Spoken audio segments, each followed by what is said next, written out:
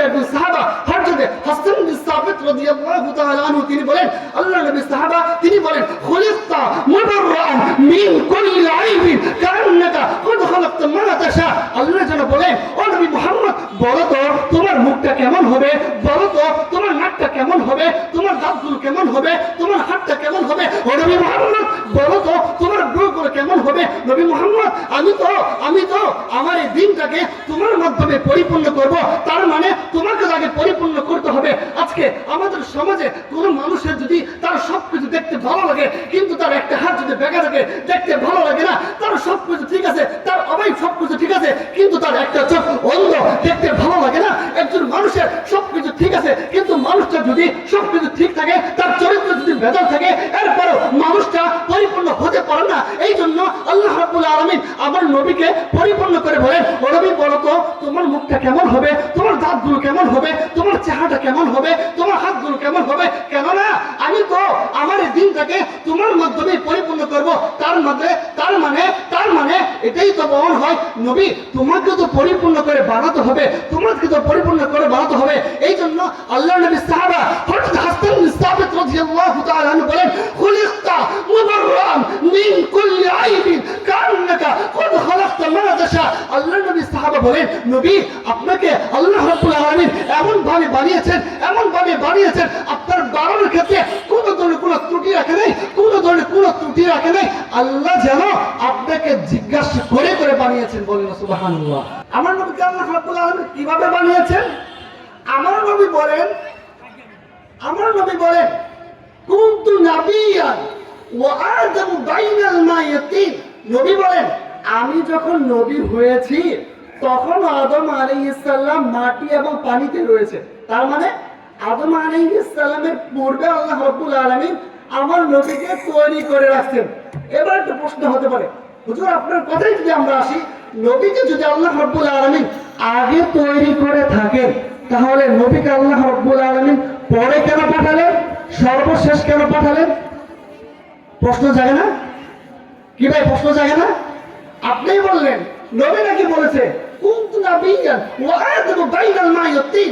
নবী যখন নবী ছিলেন মুহাম্মদ সাল্লাল্লাহু আলাইহি সাল্লাম তিনি যখন নবী হন তখনও আদম আলাইহিস সালাম পানি এবং মাটিতে রয়েছে। তার মানে আমার নবীকে আল্লাহ রাব্বুল আলামিন সর্বপ্রথম প্রেরণ করে রাখছেন, সর্বপ্রথম তৈরি করে রাখছেন। পরে কেন পাঠালেন? পরে তো এই জন্যই পাঠালেন যেমন আজকের মাহফিলে সম্মানিত প্রধান বক্তা, সম্মানিত প্রধান অতিথি তিনি কি মাহফিলের শুরুতে সেই আসরের সময় বক্তব্য দেয় নাকি মাহফিলের শেষে সর্বশেষ বক্তব্য দেয়? আল্লাহ রাব্বুল আলামিন বানিয়েছেন সবার আগে, কিন্তু আল্লাহ রাব্বুল আলামিন নবীকে প্রেরণ করবেন সর্বপ্রথমে, সবার পরে। কেন প্রেরণ করবেন? কারণ এই তো নবী তো প্রধান অতিথি, নবী তো বিশেষ আকর্ষণ, নবী তো প্রধান অতিথি। এই জন্য প্রধান অতিথি তিনি যেমন মাহফিলের শুরুতে বক্তব্য রাখে না, বিশেষ আকর্ষণ প্রধান বক্তা তিনারা যেমন মাহফিলের শুরুতে বক্তব্য রাখে না, নবীকে আল্লাহ রাব্বুল আলামিন প্রধান অতিথি হিসেবে বানিয়ে রাখছেন। নবীকেও আল্লাহ রাব্বুল আলামিন সর্বশেষেই পাঠাবেন। নবীকে আল্লাহ রাব্বুল আলামিন পরে কেন পাঠালেন? পরে আল্লাহ রাব্বুল আলামিন এই জন্য পাঠালেন কারণ নবী হচ্ছে বিশেষ আকর্ষণ, বিশেষ অতিথি, বিশেষ বক্তা। এই জন্য আল্লাহ রাব্বুল আলামিন বলেন মুসা তুমি দুনিয়াতে যাও, ও আদম তুমি দুনিয়াতে যাও, ইব্রাহিম তুমি দুনিয়াতে যাও, শীষ তুমি দুনিয়াতে যাও, ইসমাঈল তুমি দুনিয়াতে যাও, যাবি তুমি দুনিয়াতে যাও। হযরত জিবরিল আলাইহিস সালাম বলবেন আল্লাহ আরেকজন তো বিশেষ আকর্ষণ আছে তাকে পাঠাবেন না। আল্লাহ বলেন না এটা তো বিশেষ আকর্ষণ, এটা তো প্রধান বক্তা, এটা তো তার সাথে আমার মহব্বতটা বেশি, যে আমার কাছে যত বেশি থাকবে তার সাথে আমার মহব্বত হয়, তাকে দেখতে ভালো লাগে, তার সাথে আমার গভীর সম্পর্ক। এই জন্য তো হযরত জিবরিল আলাইহিস সালাম মুসা আলাইহিস সালামকে প্রেরণ করলেন।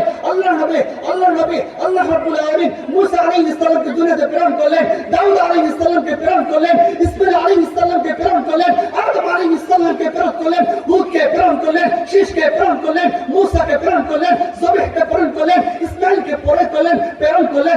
মুহাম্মদ আরবি সাল্লাল্লাহু আলাইহি সাল্লাম তাকে সর্বশেষ প্রেরণ করলেন কারণ তিনি তো বিশেষ আকর্ষণ, তিনি তো সর্বশেষ আসবে। তাহলে এই নবীর বিশেষ ফজিলত আমরা বুঝতে পারলাম যে নবী দুনিয়াতে আল্লাহ রাব্বুল আলামিন কেন তাকে দুনিয়াতে সর্বশেষ প্রেরণ করেছেন, কারণ নবী হচ্ছে আল্লাহ রাব্বুল আলামিন আমাদের জন্য বিশেষ আকর্ষণ, বিশেষ বক্তা, বিশেষ অতিথি আমাদের জন্য। এই নবীর জন্মকে আমরা দুই ভাবে বিভক্ত করতে পারি। এই নবীর জন্মকে আমরা কয় ভাবে বিভক্ত করতে পারি? একটু বলেন কয় ভাবে?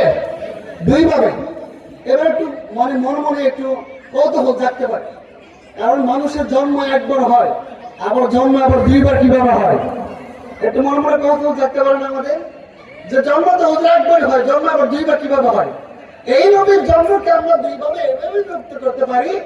এক জন্ম হচ্ছে জিসমানি জন্ম, যেই জন্মকে বলা হয় শারীরিক জন্ম, অর্থাৎ নবী মুহাম্মদ আরবি নবী মুহাম্মদ সাল্লাল্লাহু আলাইহি ওয়াসাল্লাম তিনার মায়ের গর্ভ থেকে জন্মগ্রহণ করেছেন। সেটা হচ্ছে 12 রবিউল আউয়াল, মতান্তরে 1 তারিখ বা 2 তারিখ বেরিশিক হতে পারে।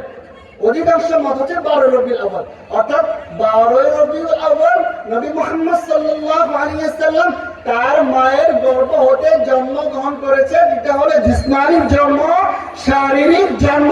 তবে আরেকটি জন্ম, সেটা রূহানি জন্ম, সেটা জিসমানি জন্ম নয়, অর্থাৎ এই জন্মটা মায়ের পেট থেকে হয়নি, এই জন্মটা হচ্ছে রূহানি জন্ম। রূহানি জন্ম কিভাবে? নবী যখন 40 বছর নবুয়ত প্রাপ্ত হন, তখন নবীকে আল্লাহ রাব্বুল আলামিন কেমন জানি আরেকটি জন্ম দেয়, এই জন্মটাকে বলা হয় রূহানি জন্ম। এখন আমাদেরকে বুঝতে হবে কোন জন্ম আমাদের জন্য করণীয়। 12 রবিউল আউয়াল জন্ম আমাদের জন্য করণীয়, নাকি সে 40 বছর যখন নবুয়ত প্রাপ্ত লাভ করেন তখন এই জন্মটা আমাদের জন্ম করণীয়? এই জিনিসটা আমি আপনাদের সামনে বোঝানোর জন্য একটি উদাহরণ দিব। নবীর একটা চাচা ছিল, নাম হচ্ছে আবু তালেব। নাম কি? আবু তালেব। নবীর চাচা হচ্ছে আবু তালেব। এই আবু তালেব নবী সাল্লাল্লাহু আলাইহি ওয়াসাল্লামের সাথে রক্তের সম্পর্ক ছিল। যেমন এই আবু তালেব নবী সাল্লাল্লাহু আলাইহি ওয়াসাল্লামের জন্য কাফের মুশরিকদের সাথে লড়াই করেছেন, যুদ্ধ করেছেন। নবী সাল্লাল্লাহু আলাইহি ওয়াসাল্লামের জন্য বয়কটের শিকার হয়েছেন আবু তালেব, নবীর চাচা। আবু তালেব নবীর চাচা, তার জন্য নবীর জন্য কাফের মুশরিক বেঈমানদের সাথে তীর আর আয়াস শব্দ করেছেন, লড়াই করেছেন।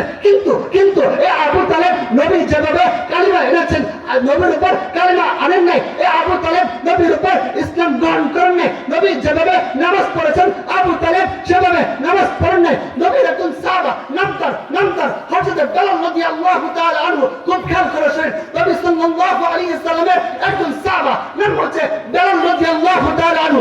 এই বেলাল রাদিয়াল্লাহু তাআলা আনহু নবীর সাথে রক্তের কোনো সম্পর্ক নাই। বেলাল হচ্ছে কারো কুরশিদ। এই নবী সাল্লাল্লাহু আলাইহি ওয়াসাল্লামের একজন সাহাবা, নাম তার বেলাল রাদিয়াল্লাহু তাআলা আনহু। বেলাল রাদিয়াল্লাহু তাআলা আনহু নবীর সাথে রক্তের কোনো সম্পর্ক নেই, কিন্তু এই বেলাল রাদিয়াল্লাহু তাআলা আনহু নবীর উপর ঈমান এনেছেন, নবীর উপর কালিমা গ্রহণ করেছেন। বেলাল রাদিয়াল্লাহু তাআলা আনহু নবী সাল্লাল্লাহু আলাইহি ওয়াসাল্লাম যেভাবে নামাজ পড়েছেন সেভাবে নামাজ পড়েছেন। খুব খেয়াল করেছেন, এই বেলাল রাদিয়াল্লাহু তাআলা আনহু নবী যেভাবে রোজা রেখেছেন সেভাবে নামাজ পড়েছেন, সেভাবে রোজা রেখেছেন। তাই তো নবী সাল্লাল্লাহু আলাইহি ওয়াসাল্লাম বলেন, আরে বেলাল তো হাটে মদিনার অলিতে গলিতে, কিন্তু বেলালের হাটের আওয়াজ শোনা যায় জান্নাতে।